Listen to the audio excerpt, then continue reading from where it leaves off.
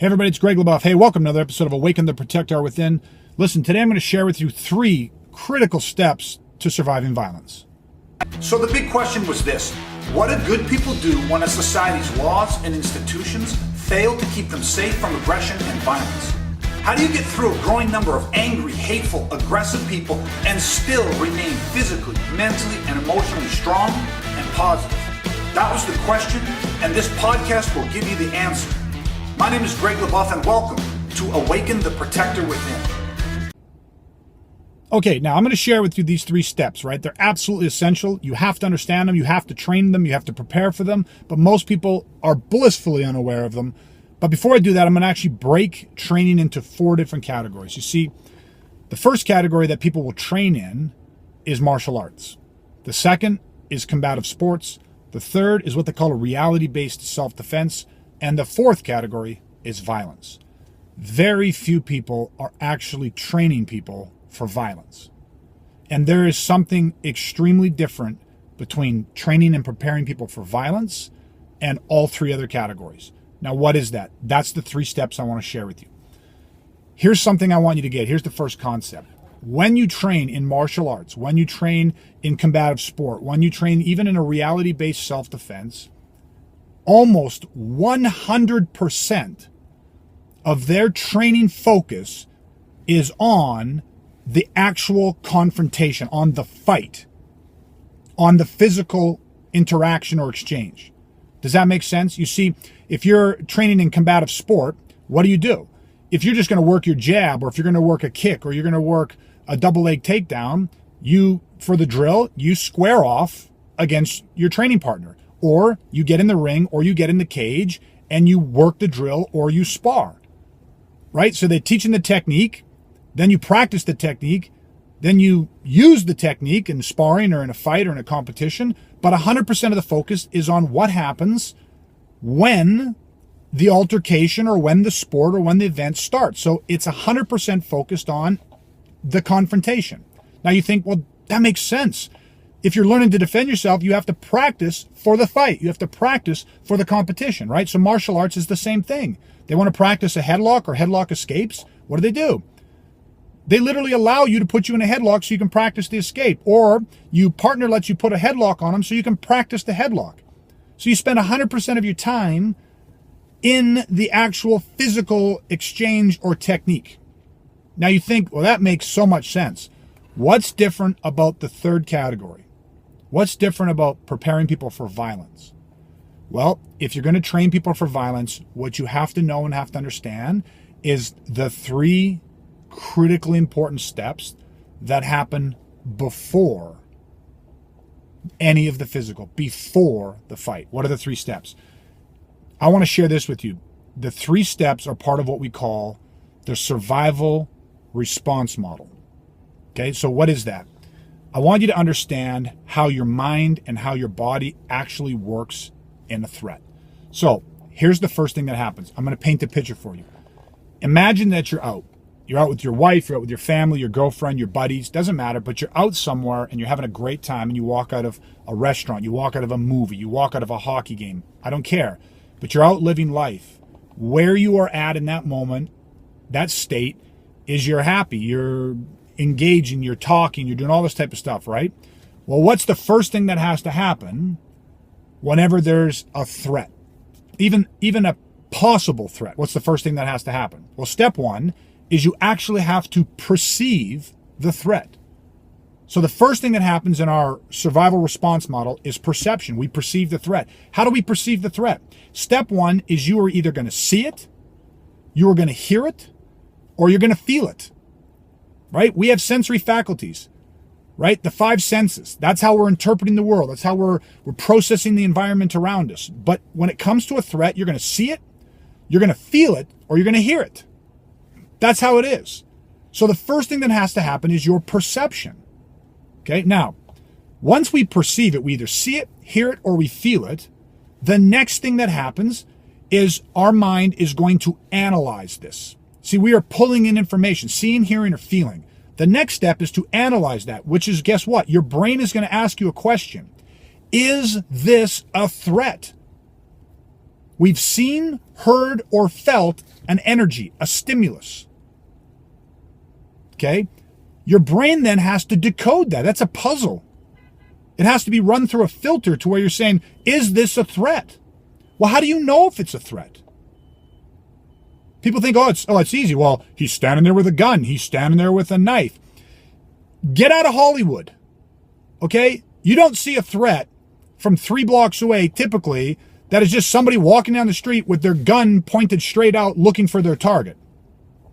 Okay? Now, if you happen to be caught inside of an active killer in a mall or a school or something like that, they may be already engaged in the act. But that's not how threats usually occur. The individuals in this world that have bad intentions and they're looking to harm you are more subvert than that. They are stalking. You ever see an animal stalk, a predator stalk its prey? They stalk it. Okay, so what happens is we're out there and you're either going to see, hear, or feel a threat. So you actually have to have a filter to perceive that. That's a skill set. That has to be developed. You have to read aggression right. You have to know what the hell you're looking for. Okay? But the second that happens, your brain is going to analyze it. That's step 2. Is this a threat? So now you have to understand the criteria to be able to determine, is this a threat? And once you've done that, then you go to step 3. And the third step is to evaluate that. And the evaluation process is, what level of threat? How much danger am I really in? How much danger am I really in here? Okay, so the 3 steps are, you must perceive, you must analyze, and you must evaluate. Perceive it. Is this a threat? Analyze it. What level of threat? Evaluate it. And only after those 3 steps can you move to step 4. And for most people, step 4 is where they must now formulate some sort of a response. If you have really good training, you can actually eliminate the 4th step. You can take out the need to have to formulate. Because what great training does for you is it viscerally imparts a survival motor program. Which means what? Everything that you know, every tactic, every strategy, every tool is linked to an energy. So that in the moment of conflict, in the moment of crisis, whatever the energy you're feeling, perceiving, seeing, hearing, or feeling, you can analyze that and go, is this a threat? Yes. What level of a threat? High. Imminent bodily danger, death. And then that energy automatically activates a response. It kicks you into action. So now you didn't have to formulate anything, and then from the evaluate what level of a threat, it kicks you into action. That goes into the download, and you're already in motion, moving and defending. But what I want to get at is this. Perceive, analyze, and evaluate. How do you actually develop those skill sets? When you're training in a martial art and you're practicing the technique, or you're sparring with the technique, you've already bypassed all 3 stages. If I say, listen, I want to learn how to get out of a headlock. Okay, someone puts me in a headlock. Hey, buddy, come over here. Put me in a headlock. I put my head down. He wraps his arms and puts me in a headlock. Guess what I've missed? I've missed every single opportunity to learn to develop the filter to perceive what it looks like when somebody has the intention to put me into a headlock. You haven't trained your perception. You're not seeing the pre-threat indicators because you've bypassed that. If you've bypassed the perceptual indicators that tell you that you're going to see, feel, and hear, that tell you of imminent threat coming, headlock, punches, kicks, stabbing, shootings, the drawing of a weapon, whatever it is, if you've bypassed that every single time in your training, you have all of the skills to get out of the headlock, but none of the skills to perceive the headlock. If you don't have the skills to perceive the headlock, then guess what happens when your mind goes, is this a threat? I don't know. I don't know if it's a threat. Why don't I know if it's a threat? Because I don't know what any of the indicators look like. Okay, well shit, we don't know. Question mark. What level of a threat? How much danger am I really in? I don't know. Why don't we know? Because I don't know any of the pre-threat indicators. Because I couldn't even determine if it was a legitimate threat. Am I reading this right? So I don't have any clue as to what level of a threat. So guess what you're going to do? Well, you're going to dramatically overreact. You're going to grossly underreact, or you're going to freeze. Why? Because these 3 steps of your survival response model have been broken down. We call them mental stall. It got penetrated. Do you understand that? It literally broke that loop.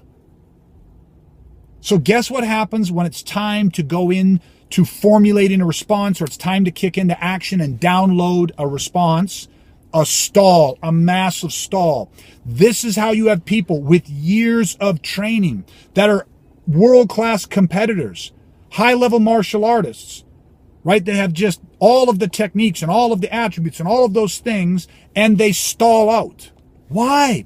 Because when they walked out of that restaurant or that hockey game, or they walked out and they're interacting and talking with their wife or engaging with their kids and their family, their perceptual filter was non-existent. They've never trained that. So they don't perceive it. They miss it. The 3 guys standing in the corner, when they walk out of that restaurant and those 3 guys look at each other, give each other a slight nod, and 2 of them start to walk off to circle behind you, and 1 starts to walk towards you, and you missed that. You didn't perceive that. And if you did see it, your brain right away goes, what the hell are they up to? There's a question mark. It comes with a question. As you can tell people, what's this problem? What's this guy's problem? What's going on here? That's the question. That's the blank. That's the mental stall. Why? Because your brain went, is this a threat? And you went, I don't know. Let's wait and see what's going on here. Why are you waiting to see?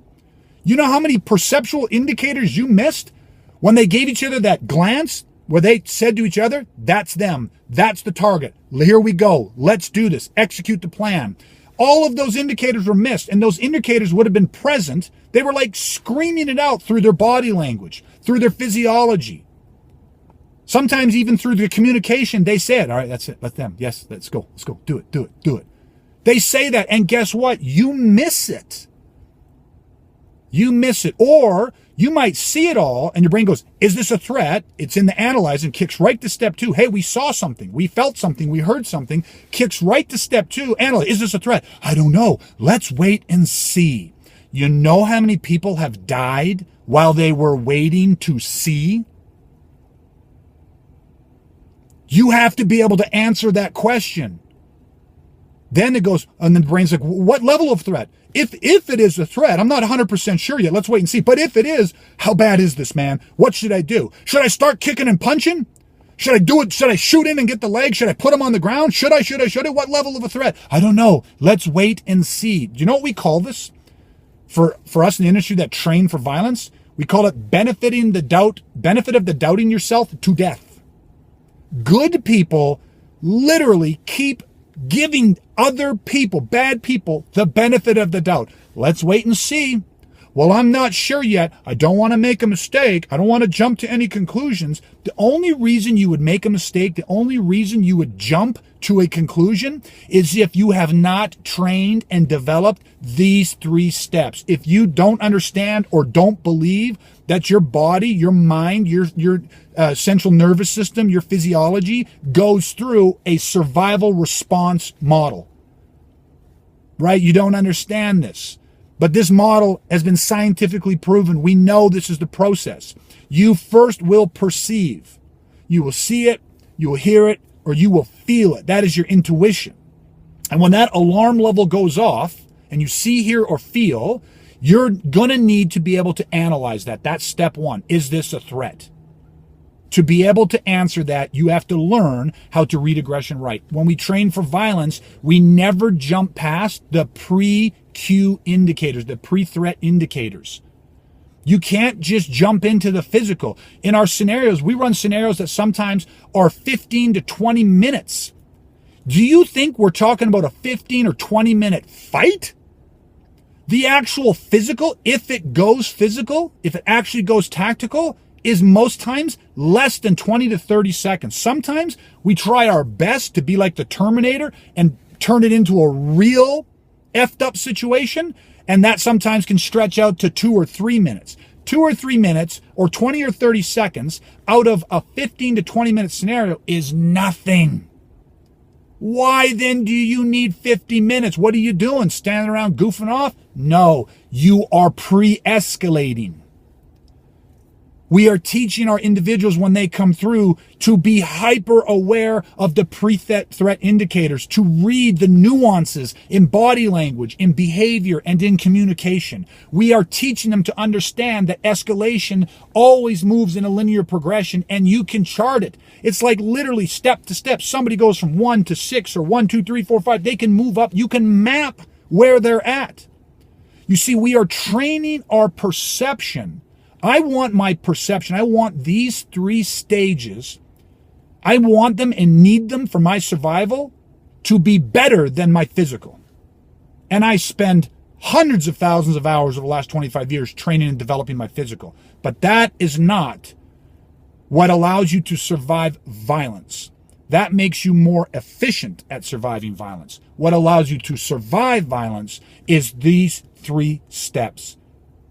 Does that make sense? And most people miss this. They jump right past those indicators. But we spend all of those hours and all of that time in the pre-threat, learning to perceive, to see it, to hear it, and to feel it and know it. So that when our brain goes, we perceive, we see it, hear it, or feel it, the analyze, is this a threat? Hell yes, this is a threat. How do you know? I know because his body language. I know because the way his shoulders were squared off, his head was tilted. I know because the distance between his eyebrows changed, or the distance between his upper lip and his nose changed. I know because of how he's moving his hands or how he's pacing. I know because of how he's positioning himself. I know because of on and on and on and on and on and on and on. I could sit here and do an hour-long podcast on pre-threat indicators.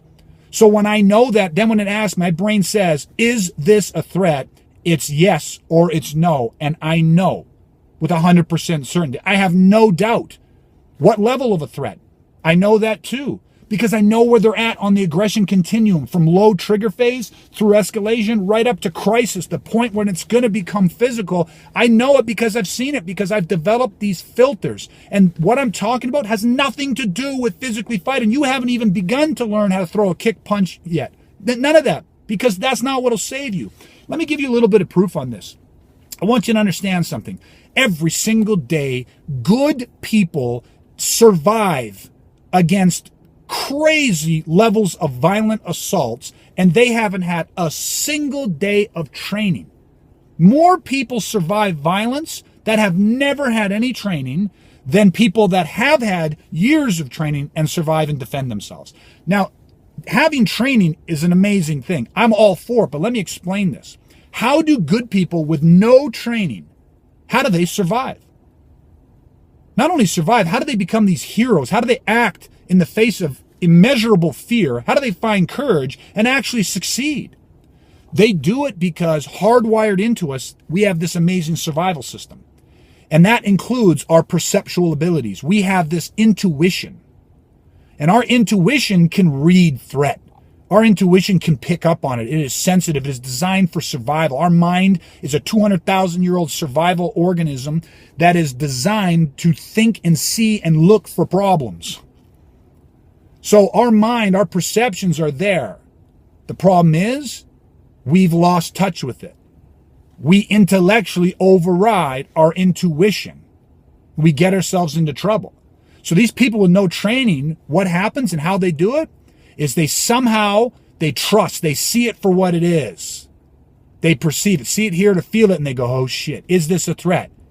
And they go, yeah, it's a threat. What level? Maybe I'm not 100% sure, but I don't like it, and I'm going to take action. And so they have, just through their predisposition, their personality, they have accepted it. They accept it. And that allows them to take action. And you say, yeah, but they don't have any training. What action could they possibly take? What comes after the third step is not formulating some sort of technical resistance. If you have training, the technical resistance that you learn will make you more efficient at defending yourself. And I'm all for that. But don't go overblowing or don't go overstating the importance of technical resistance. What allowed these good people with no training to survive crazy violent situations was that they trusted their intuition. They allowed the first 3 stages, their perception. They saw it for what it was and accepted it. They analyzed, is this a threat? They didn't go into denial. They said, hell yeah, this is a threat. What level of threat? I'm not 100% sure, but I ain't waiting around to find out. And they went into action. You say, but they didn't have any action. What'd they do? Here is the number one thing, or the second step. Once the 3 stages and they've accepted that, the next part of that is they got indignant. What does it mean to get indignant? They got angry about something unjust. They said, piss on this. I have the right to life, liberty, freedom, and security, and I ain't dying here on this ground. I ain't letting a piece of shit like you take me out.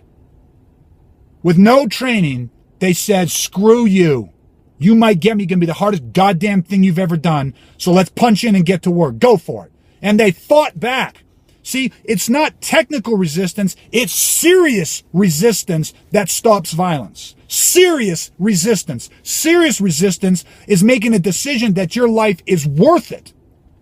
And when you've made that decision, and you can perceive it, see it, hear it, feel it, is this a threat? Yeah, hell right, it's a threat. I can see it for what it is. And then what level of a threat? I'm not 100% sure, but I ain't waiting around to find out. And then that goes instantaneously into action, and that action is serious resistance. Screw you. I'm going home today. I got daughters, I got sons, I got husbands, I got wives, I got spouses. I'm going home today. And all of a sudden from that, that's what gets downloaded into action, serious resistance. That is how you train and prepare for violence. What we do is we don't bypass or neglect those first 3 stages. We teach you pre-threat indicators so that you know it. You can see it, feel it, and hear it. And then when it comes to analyzing it, you can see it for what it is. You can articulate it. You know it so that beyond a shadow of a doubt, you can say yes or no, this is a threat. And you can understand what level of a threat so that you can determine the right amount of indignation, if that's a word, to the right amount of anger, the right amount of serious resistance. That is what we do with violence. Then when we teach you the physical parts of this, that is giving you a complex survival system. By complex, I mean the complex motor skills that you need. You need a survival system, an innate survival system hardwired into you. That is to make you more efficient. That is to make you more efficient. That's what that is for.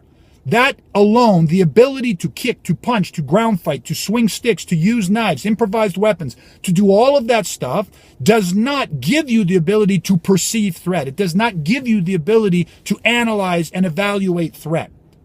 If you bypass that part, you are left with questions, and the mind hates a void. That is a mental stall. That'll increase your reaction time. That'll increase your response time. And in that dead air, where you have no response because your brain goes, is this a threat? I don't know. What level threat? I don't know. I'm not sure. Let's wait and see. That's where violence destroys you. All right, everybody, I'm going to leave it at that. I'm passionate about this. Very few people understand that. Everyone else spends 100% of the time training for them in the conflict. That'll make you more efficient, and I want you to have that training. But we can't get it twisted. You can't bypass the actual parts of this equation that are going to save your life. All right, everybody, until next time, stay safe, stay ready. Remember, off that X, only one step away. Want to awaken your protector within? If so, then head to awakentheprotectorwithin.ca and get your free Off the X training today.